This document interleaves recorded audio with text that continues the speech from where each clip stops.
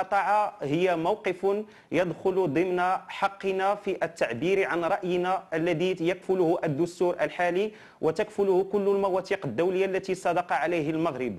المقاطعة اتخذت بطريقة ديمقراطية وبطريقة مدروسة وليست اعتباطية وانفعالية.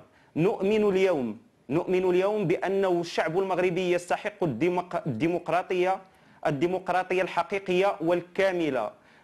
نؤمن أن الشعب المغربي هو لكن عفوا الديمقراطية الحقيقية والكاملة أساسها الأحزاب والانتخاب. أنتم ليس فقط قاطعتم بل دعوتم المغاربة لأن يقاطعوا أيضا، أليس في الأمر تناقضا؟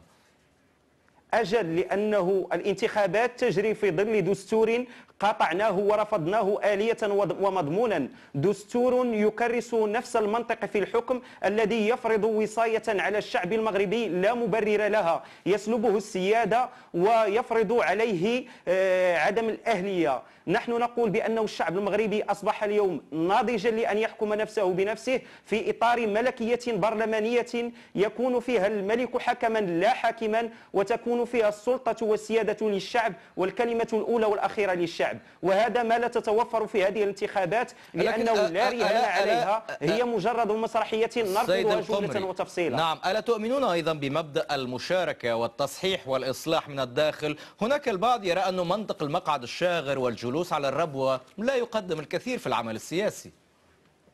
يا سيدي، لقد جربنا هذا المنطق منذ الاستقلال وحتى الآن، فماذا كانت النتيجة؟ النتيجة كانت هي تعليم متخلف، صحة متدهورة، بنية تحتية مهترئة، وترتيب مخجل على كل السلالم التي تفرزها المنظمات الدولية الخاصة بالتنمية البشرية. لقد وعدونا كثيرا بالانتقال الديمقراطي ولم يفوا أبدا بوعودهم. نحن نقول اليوم أننا سئمنا من الوعود وجاهزون للديمقراطية. الانتخابات التي لا تفرز لنا مجلسا برلمانيا كامل الأهلية لا نريدها. الانتخابات التي لا تفرز لنا حكومة كاملة السلطة على الآلية التنفيذية لا نريدها. الانتخابات التي لا تضمن لنا سلطة قضائية مستقلة لا نريدها. لذلك نحن مقاطعون. طيب، سؤال قبل أن أمضي. معنا أيضا ضيف على الهاتف ممثل العدل والإحسان، أنتم أيضا يشارككم في هذه المقاطعة العدل والإحسان. هل من تنسيق بينكما بين الطرفين أم أن الأمر محض صدفة واتفاق سياسي غير مقصود؟ لا يوجد أي اتفاق بيننا وبين جماعة العدل والإحسان. حركة 20 فبراير حركة مستقلة، حركة تمثل مختلف الإيديولوجيات والأطياف والحساسيات التي توجد في المغرب، ولا يوجد أي تنسيق بيننا وبين أي تنظيم قد دعا هو أيضا إلى المقاطعة.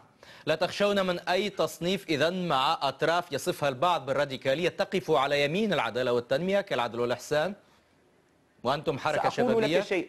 نعم. الراديكالية هي نتيجة لانعدام الديمقراطية، التطرف هو نتيجة للفساد والاستبداد. نحن حركة ديمقراطية حداثية، كل ما نريده هو الديمقراطية في إطار ملكية برلمانية على النمط الدولي التي تحترم نفسها. نعم، شكرا لك. تبقى معنا سيد الخمر.